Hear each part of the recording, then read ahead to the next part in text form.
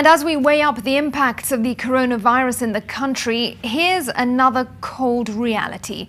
Many of the country's children, particularly in low-income areas, missed out on life-saving vaccines due to the disruptions in the uptake of immunization services caused by the pandemic. Well, the Nairobi Metropolitan Services is now trying to make up for lost time with a sprint vaccination drive targeted at the capital's low-income areas. NTV's Eunice Omolo has more. At Mwerere area in Roysambu, mothers and their babies queue up for routine vaccination that they had for months kept away from. Mtoto juu ako ada wiki yeye lazima angekuwa anaona daktari. Sasa mimi nafaa nikuje kila mwezi. Wana uoga wa kupata ugonjwa wa COVID-19. Zuena Masharia is one of the many mothers who are now taking advantage of the 2 days vaccination drive in Nairobi undertaken by the NMS and aimed at ensuring mothers catch up with immunization. Her 10-month-old daughter missed out on the measles vaccine at 9 months and vitamin A at 6 months. Although alikuwa amedungwa hii shindano za mpaka miezi 3. Hii ya mwezi wa 9 ndio sikumpeleka. Juu ya kusikia corona imeenda juu. Sasa uoga ikaingia. The mother of 3 had contemplated taking her daughter to a private clinic to avoid the congestion she usually encounters in public health facilities.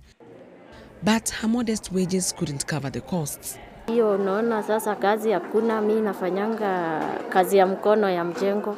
Naenda unapata ama unakosa.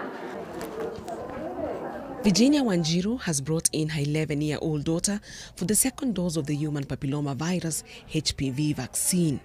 She received the first dose while in school. Corona wakati imeingia ili affect mtoto wangu kupata second dose.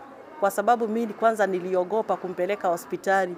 Vile nilisikia madaktari hata wao wanakufa na hii corona, mimi nikaona pia kumpeleka mtoto wangu maybe ataenda pale hospitali akuje na corona atuambukize. So mimi The HPV vaccination drive was launched last year and was targeting 6,000 girls aged 10 as part of the initiative to reduce cases of cervical cancer in the country. The pandemic further widened the gap in child vaccinations, not just in the country but around the continent. The World Health Organization estimates that 1.37 million children across Africa missed out on the BCG vaccine, which protects against tuberculosis. And another 1.32 million children below the age of 1 missed out on their first dose of the measles vaccine between January and August 2020. As a Kenyan national, we have a rate of 90% immunization coverage, and Roysambu sub-county is not hacking even above 30%.